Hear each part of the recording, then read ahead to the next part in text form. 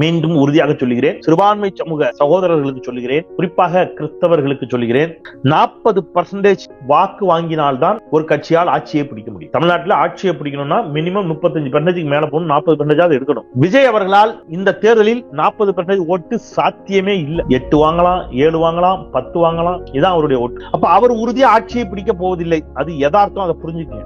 சிறுபான்மை சமூக சகோதரர்களுக்கு சொல்லிக் கொள்வது, விஜய் மீதான வன்மத்தில் 8-10 விழுக்காடு வாக்கு வாங்குவார் விஜய் என்கிறார் செந்தில். ஆனால் விஜயால் 35 விழுக்காடு வாக்கு பெற்று வெற்றி பெறவே முடியும். 8 விழுக்காடு என்ற வன்மத்தோடு அவர் குறைத்து மதிப்பிடும் பொழுது 35 விழுக்காடு என்ற நம்பிக்கையோடு நான் கூட்டி மதிப்பிடுவது தவறில்லை. தேர்தல் முடிவு எல்லாவற்றையும் காட்டிவிடும். முடிவு எதுவாக இருந்தாலும் ஏற்போம். அப்ப யதார்த்தம் அது என்று இருக்கின்ற பொழுது ஆர்வத்துல ஒரு கிறிஸ்தவர் அப்படின்னு நினைச்சு அல்லது ஒரு மாற்று அப்படின்னு நினைச்சு நான் ஒரு வாட்டி அவருக்கு ஓட்டு போடுறேன், நீங்க போடுற ஓட்டு அவருக்கு செலுத்தும் ஓட்டு அல்ல, அது பாஜகவுக்கும் அதிமுகவிற்கும் செலுத்தும் ஓட்டு. கிறிஸ்தவர் என்று நீங்கள் விஜய்க்கு செலுத்தும் ஓட்டு பாஜக அதிமுகவிற்கு செலுத்தும் ஓட்டு என்று செந்தில் கூற காரணம், சிறுபான்மை சமூகத்தைச் சேர்ந்த கிறிஸ்தவரான விஜய் ஆட்சியில் அமரக்கூடாது என்ற வன்மமே. குடும்ப சனாதன அரசியலை ஆதரிக்கும் சனாதனி செந்திலின் வன்மத்தை புரிந்து கொள்ளுங்கள். உங்களுக்கு நன்றாக தெரியும், தமிழ்நாட்டு அரசியல் வரலாற்றில் சிறுபான்மை சமூகத்தைச் சேர்ந்த மிகப்பெரிய அரசியல் தலைவர் இதற்கு முன்பு எவரும் இல்லை, இனி வருவார்களா என்றும் தெரியவில்லை. ஆகவே அத்திப்பூத்தார் போல் அமைந்திருக்கும் இந்த ஒரே ஒரு வாய்ப்பை பயன்படுத்தி சிறுபான்மை சகோதரர்கள், கிறிஸ்தவர்கள் சிறுபான்மை சமூகத்தைச் சேர்ந்த விஜய்க்கு வாக்கு செலுத்த வேண்டும். நான் ரொம்ப கவனமா சொல்றேன், அவரு அதிமுக காரரு, அவர் பாஜக காரருங்கிற குற்றச்சாட்டை கூட நான் சொல்லல. நீங்க அவருக்கு போடுகின்ற ஓட்டின் மூலமாக திமுக ஒரு தொகுதியில் 3000-4000 ஓட்டு குறைஞ்சி ஒருவேளை திமுக ஒரு 10 தொகுதியை இழக்கக்கூடிய ஒரு அபாயம் ஏற்பட்டால், அதிமுக பாஜக கூட்டணி தமிழ்நாட்டில் ஆட்சி அமைக்கும் நிலை ஏற்பட்டால், தமிழ்நாட்டில் பாஜக கூட்டணி அமைச்சரவையோடு அதிமுக ஆட்சி அமைக்கும் நிலை ஏற்பட்டால், அதன் பிறகு தமிழ்நாட்டை எந்த கடவுளாலும் காப்பாற்ற முடியாது. ஏன்னா பாஜக அவ்வளவு கொடூரமாக தன்னுடைய கரங்களை விரித்துவிடும். இது கடைந்தெடுத்த பொய் என்று செந்திலுக்கு நன்றாகவே தெரியும்.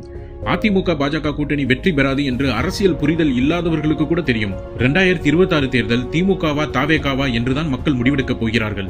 அப்புறமேல் செந்தில் அதிமுக பாஜக கூட்டணி வெற்றி பெற வாய்ப்பு இருக்கிறது என்று தவறாக சொல்கிறார் என்று யோசிக்கிறீர்களா? இது ஒரு நீண்டகால திட்டம்.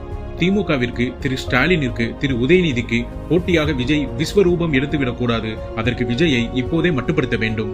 இதன் மூலம் திமுக அதிமுக பாஜக கூட்டணி என்று செல்ல வேண்டும் என்ற ஆசை செந்திலுக்கு. பாஜக இன்னைக்கு ஒரே ஒரு வாட்டி ஓட்டு போடுங்கன்னு உட்கார்ந்தார் மோடி 2014. அகற்ற முடியுதா? முடியாது. தமிழ்நாட்டில் கால் வைத்து விட்டால் அவர்களை அப்புறப்படுத்தவே முடியாது. செந்தில் சொல்வது உண்மைதான். தமிழ்நாட்டில் பாஜக கால் வைத்து விட்டால் அவர்களை அப்புறப்படுத்தவே முடியாது. ஆகவே அதிமுக கூட்டணியில் பாஜக இருக்கிறது. பாஜக கால் வைக்காமல் தடுக்க அதிமுக பாஜக கூட்டணியை புறந்தள்ளி நீங்கள் தாவேகாவிற்கு வாக்கு செலுத்த வேண்டும். எனவே ஆர்வ கோளாறுல ஏன் ஒரு ஓட்டு தானே விஜய்க்கு போடுறேன் நீங்க போட்டீங்கன்னா, நான் விஜய் நல்லவராக கூட இருக்கட்டும், ஒன்னும் பிரச்சனை இல்லை. ஆனால் இந்த தேர்தலில் அவரால் வெற்றி பெற்று ஆட்சி அமைக்கவே முடியாது என்ற யதார்த்தத்தை புரிந்து கொண்டு யதார்த்த நிலையிலிருந்து வாக்குகளை செலுத்தினால் நீங்கள் புத்திசாலி. நானும் அதையே தான் சொல்கிறேன். செந்தில் போன்ற ஆர்வ கோளாறுகளின் பேச்சை புறந்தள்ளுங்கள். 2011 சட்டமன்ற தேர்தலில் கலைஞர் கருணாநிதி மாபெரும் வெற்றி பெறுவோம் என்று நினைத்தார். ஆனால் படுதோல்வி அடைந்து எதிர்க்கட்சியாக கூட வர முடியவில்லை. வரலாற்றில் இருந்து படியுங்கள், யதார்த்தத்தை புரிந்து கொள்ளுங்கள். செந்திலின் ஜோசியத்தை நம்பாதீர்கள். 2026 சட்டமன்ற தேர்தலில் திமுக தாவேகா இதில் எவர் வெற்றி பெறுவார் என்று மக்கள் முடிவு செய்து கொள்வார்கள். இல்லைன்னா எலெக்ஷன் அந்த பொத்தான அமுக்கிற நேரம் குஜராத்தையும் மணிப்பூரையும் உத்தரப்பிரதேசத்தையும் பீகாரையும் ஸ்டேன் சாமியாரின் நிலைமையையும் உயிரோட வச்சு எரிச்சு கொண்டாங்களே ஜீப்ல. ஒரு பாதிரியாருங்க தொண்டு செய்ய வந்தார், உயிரோட வச்சு எரிச்சு கொண்டாங்க. அதெல்லாம் மைண்ட்ல வச்சுக்கிட்டு நீங்க உங்கள் வாக்குகளை செலுத்துவது உங்களுக்கு நல்லது, தமிழ்நாட்டிற்கு நல்லது, இந்தியாவிற்கு நல்லது, நம்ம எல்லாருக்கும் நல்லது. வாக்கு செலுத்தும் போது செந்தில் கூறிய குஜராத்தையும் மணிப்பூரையும் உத்தரப்பிரதேசத்தையும் பீகாரையும் எரித்துக் கொள்ளப்பட்ட பாதிரியாரையும் நினைவில் வைத்துக் கொண்டு, கூடவே கலைஞர் கருணாநிதி 1999 சங்கி பாஜகவோடு கூட்டணி வைத்ததையும், குஜராத்தில் இஸ்லாமியர்கள் கலவரத்தில் கொல்லப்பட்ட போதும் கூட்டணியில் தொடர்ந்தார் என்பதையும், கலைஞர் கருணாநிதி போல் முதல்வர் ஸ்டாலினும் பாஜகவோடு எதிர்காலத்தில் கூட்டணி வைப்பார் என்பதையும் உணர்ந்து தாவேகாவிற்கு வாக்கு செலுத்த வேண்டும். சுருக்கமாக, கலைஞர் கருணாநிதி சங்கி பாஜகவோடு கூட்டணி வைத்தார் என்பதும் உண்மை. விஜய் பாஜகவோடு கூட்டணி வைக்காமல் பாஜகவை கொள்கை எதிரி என்று அறிவித்தார் என்பதும் உண்மை. இதை உணர்ந்து வாக்கு செலுத்தினால் அது கிறிஸ்தவரான உங்களுக்கும் நல்லது, தமிழ்நாட்டிற்கும் நல்லது, நம் எல்லோருக்கும் நல்லது. திமுகவால் மறக்கப்பட்ட பெரியாரையும் மறைக்கப்பட்ட அண்ணல் அம்பேத்கரையும் உண்மையான சமூக நீதியையும் மீட்டெடுப்போம்.